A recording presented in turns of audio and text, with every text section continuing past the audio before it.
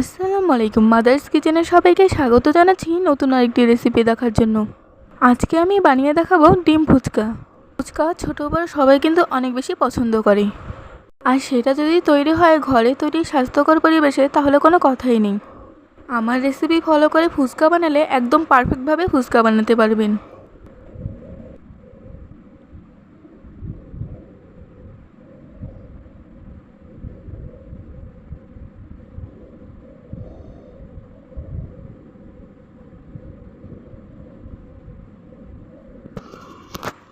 ফুচকা বানানোর জন্য 1 কাপ চটপটির ডালকে ভালোভাবে ধুয়ে সারা রাতের জন্য ভিজিয়ে রেখেছিলাম।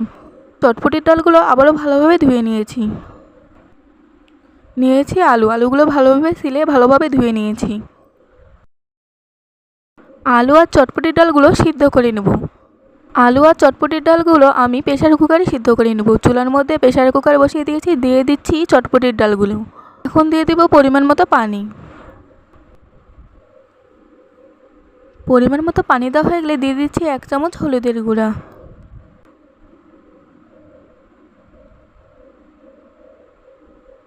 দিয়ে দিচ্ছি 1 চামচ মরিচের গুঁড়া। দিয়ে দিচ্ছি 1 চামচ চটপটির মশলা। এখন দিয়ে দিচ্ছি পরিমাণ মতো তেল। দিয়ে দিচ্ছি ধুয়ে রাখা আলুগুলো।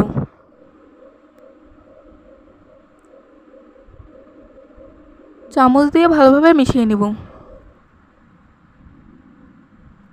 মেশানো হয়ে গেলে ঢাকনা দিয়ে ঢেকে দেব। চটপটির ডাল আর আলুগুলো ভালোভাবে সিদ্ধ করে নেব। আলুগুলো সিদ্ধ হয়ে গিয়েছে, এখন তুলে নেব।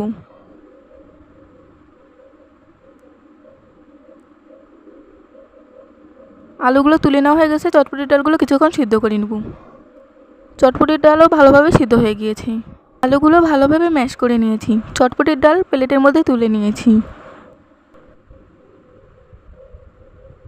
এখন আলু আর চটপটির ডালগুলো মরিচ পেঁয়াজ দিয়ে ভালোভাবে মেখে নেব। দিয়ে দিচ্ছি কেটে রাখা মরিচ, গোল গোল করে কেটে নিয়েছি। দিয়ে দিচ্ছি চিকন করে কেটে রাখা পেঁয়াজ। দিয়ে দিচ্ছি স্বাদমতো লবণ। এখন ভালোভাবে মেখে নেব। পেঁয়াজ, মরিচ আর লবণের পরিমাণ আপনারা আপনাদের টেস্ট অনুযায়ী বাড়িয়ে কমিয়ে নিতে পারেন।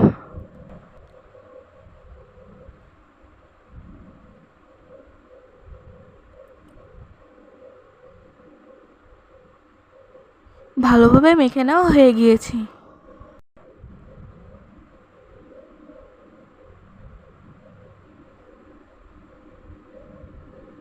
এখন বানিয়ে নেব তেঁতুলের টক।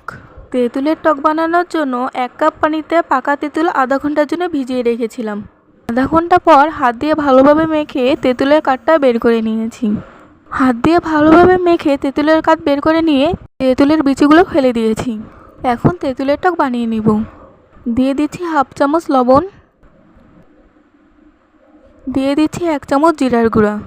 অবশ্যই ভাজা জিরার গুঁড়া ব্যবহার করবেন। দিয়ে দিচ্ছি 1 চামচ মরিচের গুঁড়া।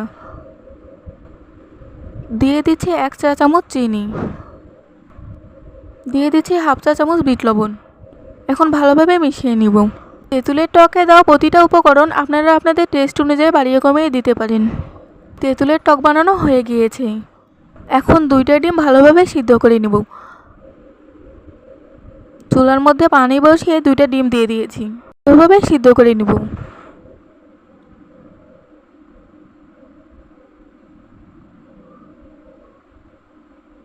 ডিমগুলো ভালোভাবে সিদ্ধ হয়ে গিয়েছে। ডিমগুলো এখন ভালোভাবে ছিলে নিব।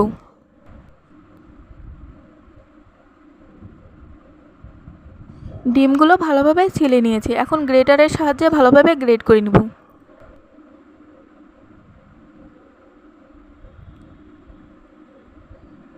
ভালোভাবে গ্রেট করে নিয়েছি। আমি মোটা পাশ দিয়ে গ্রেট করে নিয়েছি, তাই মোটা মোটা হয়েছে।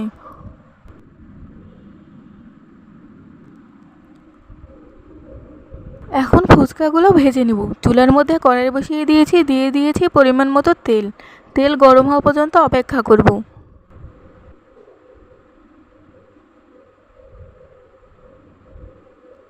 তেল গরম হয়ে গিয়েছে, দিয়ে দিব এখন ফুচকাগুলো। আমি দোকানের কেনা ফুচকা ব্যবহার করেছি, আপনারা চাইলে বাড়িতে বানিয়ে নিতে পারেন। এখন ফুচকাগুলো ভালোভাবে ভেজে নেব। ভালোভাবে তেল গরম হওয়ার পর ফুচকাগুলো দিতে হবে, তাহলে ফুচকাগুলো ভালোভাবে ফুলবে।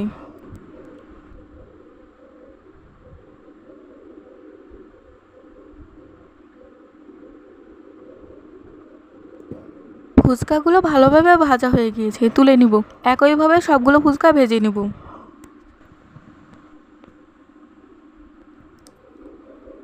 সবগুলো ফুচকা ভেজে নেওয়া হয়ে গিয়েছে। এখন পুর ভরিয়ে ফুচকা বানিয়ে নেব। নিয়ে নিয়েছি একটা ফুচকা, মাঝখান দিয়ে ভেঙে নেব।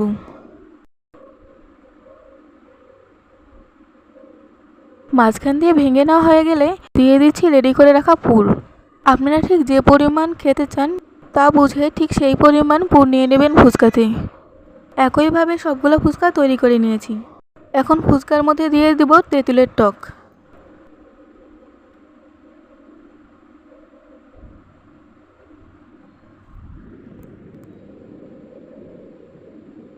সবগুলো ফুচকার মধ্যে তেঁতুলের টক দিয়ে দেওয়া হয়ে গেলে দিয়ে দিব গ্রেট করে রাখা ডিমগুলো। দিয়ে দিয়েছি উপরে ধনিয়া পাতা। ফুচকার উপরে ধনিয়া পাতা দিলে দেখতেও সুন্দর লাগে আর খেতেও ভালো লাগে। আমার ডিম ফুচকা বানানো হয়ে গিয়েছে। আশা করছি আজকের ডিম ফুচকা রেসিপি আপনাদের কাছে ভালো লেগেছে। আপনারা যদি আমার ভিডিওটি ফেসবুক থেকে দেখে থাকেন তাহলে লাইক, কমেন্ট, শেয়ার এবং ফলো দিয়ে পাশে থাকবেন।